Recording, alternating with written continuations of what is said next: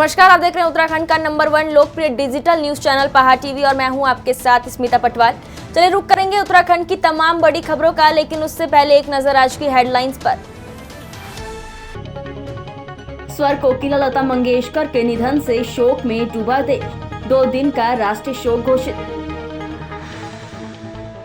PM Narendra Modi 8 फरवरी को करेंगे virtual rally, Nainital Lok Sabha क्षेत्रों के मतदाताओं को वर्चुअल रैली से करेंगे संबोधित। मुख्यमंत्री पुष्कर सिंह धामी पहुंचे धारचूला, विधायक प्रत्याशी धन सिंह धामी के पक्ष में मांगे वोट। काशी विश्वनाथ मंदिर में जेपी नड्डा ने टेका मत्था, राहुल गांधी के हिंदू कार्ड पर बोला हमला। पत्रकार उमेश कुमार ने जारी किया संकल्प पत्र, विकास कार्यों से लेकर भ्रष्टाचारियों को जेल भिजवाने तक का किया वादा। केंद्रीय मंत्री अजय भट्ट ने डोर टू डोर किया प्रचार, राहुल गांधी के दौरे को लेकर किया कटाक्ष। अखिल भारतीय कांग्रेस की राष्ट्रीय प्रवक्ता रागिनी नायक पहुंची हरिद्वार, प्रदेश की भाजपा सरकार को लिया आड़े हाथ। काशीपुर में आपका बड़ा कुनबा, बीजेपी कांग्रेस छोड़ ग्राम प्रधानों ने थामा आपका दामन। उत्तराखंड में चुनावी प्रचार प्रसार अपने चरम पर है, ऐसे में भारतीय जनता पार्टी ने अपने स्टार प्रचारकों को मैदान में उतार दिया है। वहीं पीएम नरेंद्र मोदी 8 फरवरी को नैनीताल लोकसभा क्षेत्रों के मतदाताओं को वर्चुअल रैली से संबोधित करेंगे। वहीं बीजेपी के स्टार प्रचारक जेपी नड्डा अपने 2 दिवसीय दौरे पर उत्तराखंड में हैं। बता दें कि पीएम नरेंद्र मोदी की 8 फरवरी को नैनीताल लोकसभा क्षेत्र के लिए वर्चुअल रैली का कार्यक्रम तय किया गया है। इस रैली के संयोजक प्रदेश महामंत्री सुरेश भट्ट ने बताया कि प्रधानमंत्री नरेंद्र मोदी नैनीताल लोकसभा क्षेत्र के 14 विधानसभाओं में 56 स्थानों पर यानी हर विधानसभा में 4 स्थानों पर एलईडी स्क्रीन के माध्यम से मतदाताओं को संबोधित करेंगे। उन्होंने कहा कि पीएम मोदी की रैली सोशल मीडिया के जरिए आम जनमानस तक पहुंचाने का कार्य बीजेपी कार्यकर्ताओं के माध्यम से किया जाएगा। इसके साथ ही बीजेपी के स्टार प्रचारक जेपी नड्डा अपने उत्तराखंड दौरे के दौरान आज 7 फरवरी को बागेश्वर में मतदाताओं के साथ संवाद करेंगे। जनपद पिथौरागढ़ के सीमांत धारचूला के विधानसभा से भाजपा प्रत्याशी धन सिंह धामी के लिए चुनाव प्रचार करने के लिए मुख्यमंत्री पुष्कर सिंह धामी धारचूला पहुंचे। वहीं मुख्यमंत्री पुष्कर सिंह धामी ने सीमांत के लोगों से भाजपा को वोट देने की अपील की। साथ ही बीजेपी प्रत्याशी धन सिंह धामी को यहां से विधायक चुनकर विधानसभा में भेजने की अपील भी की। इसी दौरान जनता को संबोधित करते हुए अपने जीवन शैली को बताते हुए विधायक प्रत्याशी धन सिंह धामी भावुक हुए। आशीर्वाद से यहाँ पर प्रचंड बहुमत की सरकार बनने वाली है। हजारों लोगों का आज ये बता रहा है कि आप लोगों का भारतीय जनता पार्टी की सरकार बनाने का मन मिल है, सबका आशीर्वाद मिल रहा है और हम आश्वस्त हैं। भाजपा के राष्ट्रीय अध्यक्ष जेपी नड्डा चुनावी प्रचार को धार देने के लिए उत्तराखंड के 2 दिवसीय दौरे पर हैं। उत्तरकाशी में उन्होंने काशी विश्वनाथ मंदिर में दर्शन पूजन किए। रामलीला मैदान में जनसभा को संबोधित करते हुए जेपी नड्डा ने कहा कि कांग्रेस के नेता आजकल गंगा यमुना की आरती कर रहे हैं। ये वही लोग हैं जो राम मंदिर निर्माण कार्य को लटकाने का काम करते थे। हाथी के दांत दिखाने के कुछ और, खाने के कुछ और होते हैं। जेपी नड्डा ने कहा कि भाजपा ने कांग्रेस के नेताओं को मंदिर जाना सिखा दिया है। आज इन्हें देखकर उन्हें खुशी हो रही है कि इसी बहाने भारतीय संस्कृति को तो जाना। देश का विकास करने वाली केवल भाजपा ही है। वहीं जनसभा में उन्होंने स्वर कोकिला लता मंगेशकर को याद करते हुए कहा कि वो ममता की प्रतीक थी। जैसे जैसे मतदान की तारीख नजदीक आ रही है, वैसे वैसे प्रत्याशियों का प्रचार भी जोर पकड़ने लगा है। वहीं कानपुर से निर्दलीय प्रत्याशी उमेश कुमार ने अपना संकल्प पत्र जारी किया। आपको बता दें कि कानपुर क्षेत्र में अपने काम की वजह से नाम बनाने वाले पत्रकार उमेश कुमार ने संकल्प पत्र में काम बोलता है, जो कहते हैं वो करते हैं में कानपुर क्षेत्र में किए गए अपने दर्जनों ऐसे कार्यों का जिक्र किया है जिनका हल वर्षों से नहीं हो पा रहा था। आपको बता दें कि उमेश कुमार ने स्वयं के करोड़ों रुपए खर्च करके पुल निर्माण, सड़क निर्माण, तटबंध निर्माण, गंदे तालाबों का ट्रीटमेंट तक करके दिखाया। इसी वजह से कानपुर क्षेत्र के बच्चे, बूढ़े, जवानों की जुबान पर उमेश कुमार का ही नाम है। अपना घोषणा पत्र लेकर उपस्थित हुए हैं। वो मेरी आईडी लुक गई। ये घोषणा पत्र कम संकल्प पत्र है। हमने जो संकल्प लिया है कि हमारा विधानसभा क्षेत्र को लेकर, प्रदेश को लेकर हमारा क्या सोचना है और हमारी क्या रणनीति है, उसको लेकर हमने ये घोषणा पत्र बनाया है। और इस घोषणा पत्र को आपके सामने रखने के लिए हमने जाति धर्म को साइड में रखा है, एक तरफ करके रखा है। हमारे साथ सर्वजीत जी हैं, हमारे साथ हजरत हैं, हमारे साथ अग्रवाल साहब हैं और हमारे साथ यहाँ पर इस क्षेत्र के सभी लोग मौजूद हैं। पत्र है जाति धर्म से ऊपर उठकर हम क्षेत्र में काम करेंगे और राजनीति करेंगे। हमारे लिए कोई भी बिरादरी मायना नहीं रखती, हमारे लिए 36 की 36 बिरादरी मायना रखती है, क्योंकि कोई भी क्षेत्रीय प्रतिनिधि एक समाज का प्रतिनिधि होता है, वो किसी एक व्यक्ति विशेष या किसी एक बिरादरी का प्रतिनिधि नहीं होता। इसमें हमने क्या किया अभी तक पिछले 3 महीनों में और आगे हमारी क्या रणनीति और हम क्या क्या क्षेत्र के लिए काम करेंगे, वो सारे काम हमने इसमें। मसूरी से आम आदमी पार्टी के प्रत्याशी श्याम बोरा ने विभिन्न क्षेत्रों में जनसभाएं की। उन्होंने वर्तमान विधायक गणेश जोशी के कार्यों पर कई सवाल उठाए। उन्होंने कहा कि मसूरी विधानसभा के कई इलाके आज भी जल भराव की समस्या, पेयजल की समस्या से जूझ रही है। वहीं श्याम बोरा ने कहा कि आम आदमी पार्टी के पास विकास का एक मॉडल है जिसे वो सरकार बनने पर यहां भी उतारेगी। बता दें कि श्याम बोरा लगातार जनसंपर्क में जुटकर जनता से परिवर्तन की अपील कर अपने पक्ष में माहौल बनाने का काम कर रहे हैं। जोशीमठ में भारी बर्फबारी के बावजूद चुनाव प्रचार में कोई कमी नहीं आ रही है। बर्फ से ढके रास्तों और पगडंडियों को पार कर विभिन्न पार्टियों के कार्यकर्ता गांव-गांव तक पहुंचकर अपने प्रत्याशी के समर्थन में नारेबाजी कर रहे हैं। आपको बता दें कि बद्रीनाथ विधानसभा के अंतर्गत आने वाला जोशीमठ विकासखंड भारत चीन सीमा पर स्थित अंतिम विकासखंड है और इसके अधिकांश गाँव आजकल बर्फ से ढके हुए हैं। आगामी 14 फरवरी को यहाँ पर मतदान होना है, जिसे लेकर कार्यकर्ताओं में खासा उत्साह है। -डिग्री तापमान में भी कार्यकर्ता गांव-गांव तक पहुंचकर बर्फ के ऊपर खड़े होकर वोट अपील कर रहे हैं और जमकर अपने प्रत्याशी के समर्थन में नारेबाजी कर रहे हैं। आम आदमी पार्टी के राष्ट्रीय अध्यक्ष और दिल्ली सरकार के मुख्यमंत्री अरविंद केजरीवाल 3 दिवसीय उत्तराखंड दौरे पर हैं, जिसके चलते वो कल जोलीग्रांट एयरपोर्ट पहुंचे। आप नेताओं ने सीएम केजरीवाल का स्वागत किया, जिसके बाद हरिद्वार में आपके प्रत्याशियों के पक्ष में उन्होंने जनसंवाद और डोर टू डोर प्रचार किया। साथ ही कार्यकर्ताओं से भी मुलाकात की। दोनों पार्टियों के पिछले 20 साल के भ्रष्टाचार के शासन से तंग आ चुके हैं और मन बना चुके हैं इस बार आम आदमी पार्टी को मौका देना है।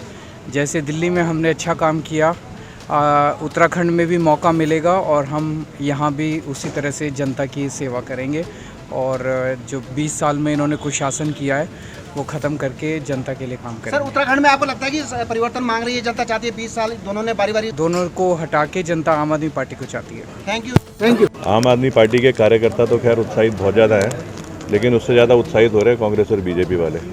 उनको टेंशन हो रही है कि अब पता नहीं केजरीवाल जी क्या एक नई चीज़ बताएंगे जो जनता को हमेशा अच्छी लगती है, और फिर वो ना आखिरी कुछ दिन बचे हैं, अब उनकी लड़ाइयाँ शुरू हो जाएंगी। उसमें गलती से उन्होंने मैनिफेस्टो भी पहले निकाल दिया। आम आदमी पार्टी का मैनिफेस्टो बिल्कुल डुप्लीकेट लगा दिया। आज तो ओरिजिनल आदमी आ रहा है जो मैनिफेस्टो बनाता है और ज़मीन पे अमल करता है, तो उनको ना अपनी डुप्लीकेसी दिखनी शुरू हो रही है। जो चीज़ें हमने यहाँ पे क्लेम करी, जो केजरीवाल सरकार ने दिल्ली में प्रूव करके दिखाई है, वो कांग्रेस ने अपनी मैनिफेस्टो में डाल रखी है। तो आज वो मेड इन चाइना मैनिफेस्टो जो है, अब मेड इन इंडिया वाले आ रहे हैं, वो बताएंगे मेक इन इंडिया कैसे होता है। कितने आसान है सर उत्तराखंड को लेकर? उत्तराखंड में तो आम आदमी पार्टी आ रही है। ये दोनों पार्टियाँ जो हैं, इनकी एक्टिविटी देख करके, इनका जो ग्राफ है किस तरीके से गिर रहा है, वो देख करके लग रहा है अगले 3-4 दिन में तो ये कुछ और अजीब हरकत करेंगे। तो आपको लगता है कि परिवर्तन का मन बना चुकी, क्योंकि बारी-बारी शासन भाजपा ने भी किया, कांग्रेस ने भी किया, विकल्प चाहती जनता? परिवर्तन, जनता परिवर्तन का वो नहीं कर रही है। जनता परेशान है कि 21 साल पहले जो उत्तराखंड के सुलगते हुए सवाल होते थे, जिसकी वजह से उत्तराखंड अलग हुआ यूपी से, आज तक वो पूरे ही नहीं है। तो परिवर्तन नहीं है ना, ये कोई हम बोलेंगे कि कोई विकल्प। जनता देख रही है आम आदमी पार्टी उन सब मुद्दों को लेके चल रही है जो कि हम समझते थे हर घर में खुशी होगी, हर घर में रोशनी होगी, रोजगार होगा, स्वास्थ्य की सुविधाएं होंगी, शिक्षा की सुविधाएं होंगी, भ्रष्टाचार हटेगा, ऊर्जा प्रदेश है, यहाँ पे बिजली मिलेगी फ्री, पानी यहाँ का अपना है, पानी मिलेगा। तो ये तो जनता बड़ी सीरियसली इस चीज़ को लेकर के कंसिडर कर रही है। देखिए, केजरीवाल जी के उत्तराखंड दौरे से कार्यकर्ताओं में भारी उत्साह है। जनता ने मन बना लिया है कि इस बार दिल्ली की तरह उत्तराखंड में भी आम आदमी की सरकार बनानी है। केजरीवाल जी का जो आज का प्रोग्राम है वो हरिद्वार जा रहे हैं, वहाँ पे जनता से मिलेंगे, जनता से बात करेंगे और आम आदमी पार्टी के पक्ष में अपील करेंगे कि जिस तरह से ईमानदार सरकार, एक ईमानदार मॉडल हमने दिल्ली के अंदर दिया और जिसका डंका पूरी दुनिया में बज रहा है, तो क्यों ना उत्तराखंड में भी 21 साल की बदहाली को, भाजपा कांग्रेस को एक करारा तमाचा मारते हुए आम आदमी अब जो है वो अपनी सरकार बनाए। हमें रिसीविंग की जिम्मेदारी दी है। कर्नल कोठियार भी पहुंच रहे हैं यहाँ पर और हमारे सह प्रभारी राजीव जी पहुंच रहे हैं, तमाम नेता पहुंचे हैं, जोनल प्रभारी पहुंचे हैं, अमित जी हमारे, और हम सब लोग को रिसीव करेंगे केजरीवाल जी को यहाँ से। जनपद चमोली में थराली विधानसभा के घाट क्षेत्र में कांग्रेस के जिला महामंत्री हरीश रावत ने अपने पद से त्याग पत्र देकर बीजेपी के जिला अध्यक्ष की मौजूदगी में थराली विधानसभा से भाजपा उम्मीदवार भूपाल राम टमटा के पक्ष में अपने सैकड़ों समर्थकों के साथ भाजपा की सदस्यता ग्रहण के दौरान घाट बाजार में एक रैली निकालने के बाद समारोह में कई लोगों ने भी बीजेपी की सदस्यता ग्रहण की। भारतीय जनता पार्टी सत्ता में दोबारा काबिज होने के लिए एड़ी चोटी का जोर लगाए हुए है। भाजपा के स्टार प्रचारक लगातार विधानसभाओं में जाकर भाजपा प्रत्याशियों के पक्ष में मतदान करने की अपील कर रहे हैं। इसी क्रम में रुद्रपुर विधानसभा के भाजपा के पक्ष में केंद्रीय रक्षा राज्य मंत्री अजय भट्ट और प्रदेश सह प्रभारी और सांसद लॉकेट चटर्जी ने भाजपा प्रत्याशी के पक्ष में वोट मांगा। आपको बता दें कि केंद्रीय रक्षा राज्य मंत्री और पर्यटन राज्य मंत्री अजय भट्ट और सांसद और चुनाव सह प्रभारी लॉकेट चटर्जी प्रस्तावित कार्यक्रम के तहत रविवार को रुद्रपुर विधानसभा क्षेत्र में आयोजित चुनावी कार्यक्रमों में शिरकत करी और डोर टू डोर जाकर भाजपा और भाजपा प्रत्याशी शिव अरोड़ा के पक्ष में वोट मांगे। इस दौरान उन्होंने कहा कि प्रदेश में दोबारा भाजपा की सरकार बन रही है और रुद्रपुर में ही भाजपा प्रत्याशी भारी बहुमत से विजय हो रहे हैं। इसी दौरान केंद्रीय रक्षा राज्य मंत्री अजय भट्ट ने राहुल गांधी पर निशाना साधा। उन्होंने कहा कि ऐसे बैठकर किसानों की समस्याएं हल नहीं हो सकती हैं। किसानों की हितैषी सिर्फ भाजपा है। जो लोग यहाँ आए थे उन्हें पता ही नहीं कि लाल मिर्च और हरी मिर्च कैसी होती है। भाजपा के राष्ट्रीय प्रवक्ता शाहनवाज हुसैन कल उत्तराखंड की विकासनगर विधानसभा में पहुंचे। जनवाबगढ़ गांव में भाजपा प्रत्याशी मुन्ना सिंह चौहान के पक्ष में एक जनसभा का आयोजन किया गया। शाहनवाज हुसैन ने कांग्रेस को आड़े हाथों लेते हुए कांग्रेस के चुनाव चिन्ह पर चुटकी लेते हुए कहा कि कांग्रेस का कटा हुआ हाथ किसी भी काम का नहीं है। यहाँ पर कांग्रेसी कोई भी हेर फेर कर लें, कोई फर्क पड़ने वाला नहीं। जीतेगी बीजेपी। उत्तराखंड में सरकार हमारी बनेगी। विकासनगर विधानसभा में मुन्ना चौहान जी क्या हालत करने वाले हैं कांग्रेस के प्रत्याशी? तुम लोग क्यों आते हो? मुन्ना चौहान जी क्या हालत करने वाले हैं कांग्रेस के प्रत्याशी, क्या मानते हैं? जैसी हालत उनकी पहले की है वैसे ही कर देंगे। कुछ इफेक्ट मिलेगा? महंगाई और बेरोजगारी, आप 5 स्टेट में जा रहे हैं, राष्ट्रीय नेता है प्रचार के लिए, तो कुछ लग रहा है कि इस सबको उम्मीद बीजेपी से है। कांग्रेसी तो पहले ही बेरोजगार, कांग्रेसी तो पहले ही बेरोजगार चल रहा है कांग्रेसी, तो वो तो उनको कोई रोजगार नहीं मिलने वाला। कोरोना काल में पूरे दुनिया की इकोनॉमी तबाह हो गई। ये धन्य है इस देश को नरेंद्र मोदी जैसा नेता मिला जो आज इकोनॉमी को संभाल के रखा है। सही बता रहा हूँ। एक लास्ट क्वेश्चन सर, ओवैसी साहब पर जो हमला हुआ है सर, लॉ एंड ऑर्डर की कमी मानेंगे या फिर एक पॉलिटिकल स्टैंड है, क्या है आपकी नजर पार्टी की? देखिए, कानून का राज है उत्तर प्रदेश में। जो हमलावर हैं वो पकड़े गए। कोई किसी को भी कानून को अपने हाथ में लेने नहीं दिया जाए। आइए। उत्तराखंड और उत्तर प्रदेश की सीमा से जुड़े गांव में चुनाव प्रचार अभियान जोरों पर है, जहां चुनाव जीतने के बाद शायद ही कोई विधायक जनता की सुध लेता हो, लेकिन चुनाव आते ही सभी जनप्रतिनिधियों को इन सीमावर्ती गांवों की याद आने लगती है। ऐसा ही एक गांव है कासमपुर, जो जसपुर विधानसभा से जुड़ा है, जहां भाजपा प्रत्याशी शैलेंद्र मोहन सिंघल ने पहुंचकर जनता को भरोसा दिलाया कि उनकी जीत के साथ ही सीमावर्ती गाँव में भी विकास होगा। आपको बता दें कि मूलभूत सुविधाओं से वंचित आज भी प्रदेश के सीमावर्ती गाँव विकास की बाट जो रहे हैं। इनकी जरूरतें भी छोटी है, मगर चुनाव जीतने के बाद इनको कोई पूछने तक नहीं आता। यहाँ आधा गांव उत्तर प्रदेश पर निर्भर है तो आधा उत्तराखंड में। ऐसे में दो राज्यों के बीच कासमपुर गांव को किसी भी राज्य से पूरी सुविधाएं नहीं मिल पाती। लिहाजा चुनावी बयार चलते ही नेता भी बहती हवा से इन गांव की तरफ वोट बैंक की आस में जनता के बीच पहुंचते हैं, जबकि 5 सालों से कांग्रेस के विधायक ने कोई भी विकास कार्य इन गाँव में नहीं किए। इस बार परिवर्तन की लहर का नारा लेकर भाजपा प्रत्याशी शैलेंद्र मोहन सिंघल ने इन गाँव में चुनाव प्रचार की पूरी ताकत झोंक दी है।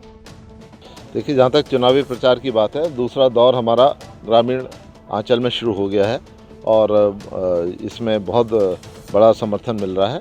और पहले दौर में हम घर घर गए थे, अब मेन रास्तों में जा रहे हैं। सभी बुजुर्गों से आशीर्वाद मिल रहा है। महिलाओं का विशेषकर इस बार रुझान भारतीय जनता पार्टी की तरफ ज़्यादा देखने को मिल रहा है।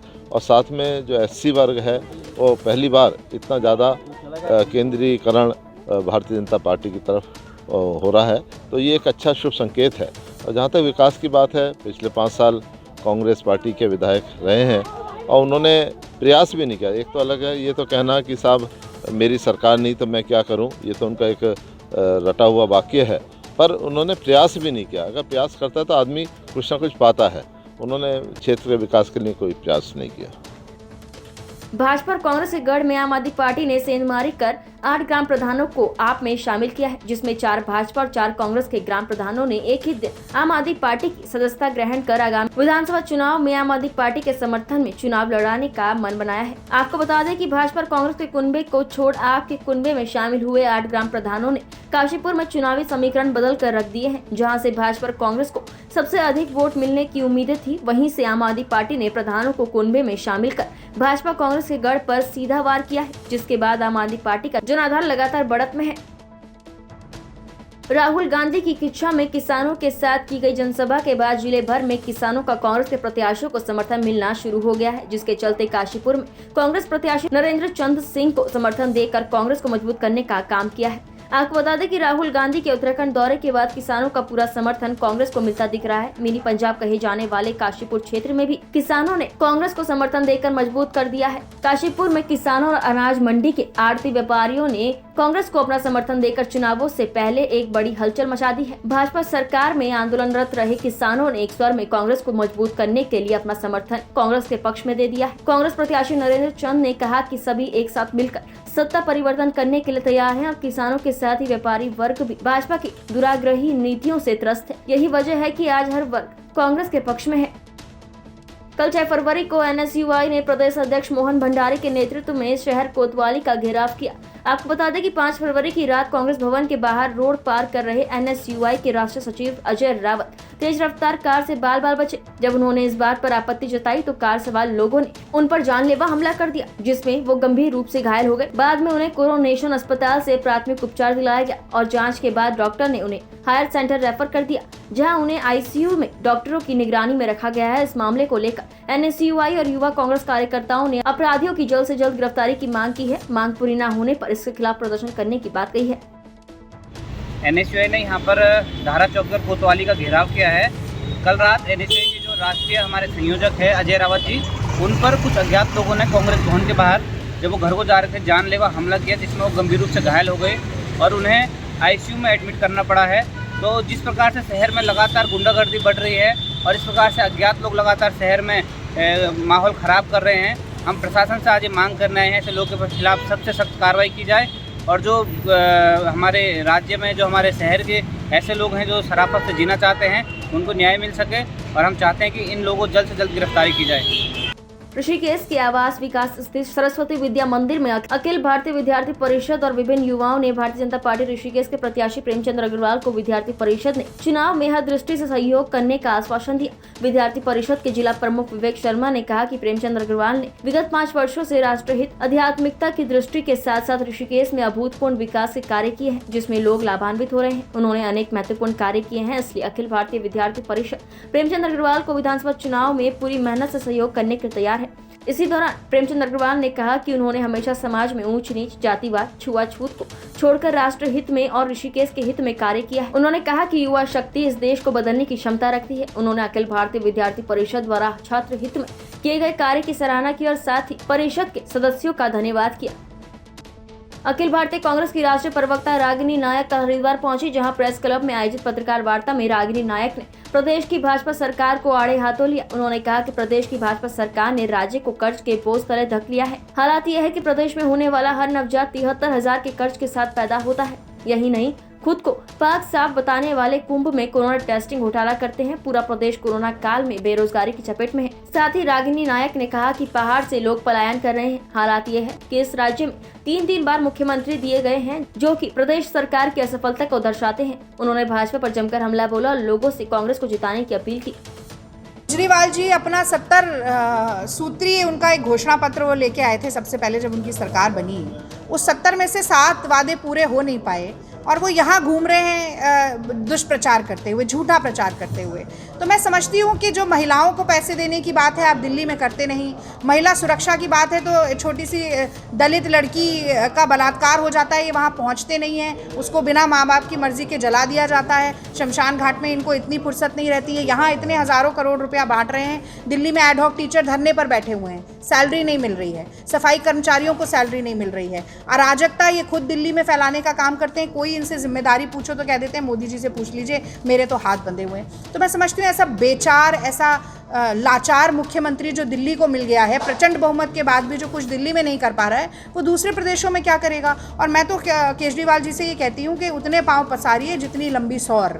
आप दिल्ली को तो पहले चला लीजिए, दिल्ली आपसे चल नहीं रही है और आप दूसरे प्रदेशों में जाकर दुष्प्रचार कर रहे हैं। और जहाँ तक कांग्रेस पार्टी का सवाल है, हम 70 साल पुरानी पार्टी हैं। ये सब्सिडी के खिलाफ इन्होंने शीला जी के ऊपर धरना दिया था, खुद खंबे पे चढ़ के तार काट रहे थे कि सब्सिडाइज क्यों कर रहे हैं आप। और ये खुद सब्सिडी हमारी जितनी यूनिट थे उससे थोड़ा यूनिट बढ़ाकर ले आए और अब ये दूसरों पर चोरी और कॉपी का इल्ज़ाम लगा रहे हैं। मुझे लगता है बेहद शर्मनाक है। आम आदमी पार्टी का यहाँ कोई स्टेक नहीं है, वापस उन्हें दिल्ली भेज दिया जाएगा। उत्तराखंड की तमाम बड़ी खबरों में फिलहाल इतना ही। बाकी खबरों के लिए बने रहिए पहाड़ टीवी के साथ। नमस्कार।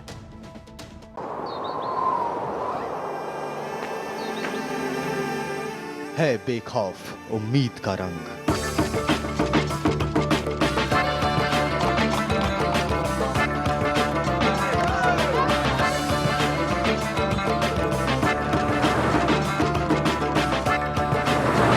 है आस्था भी।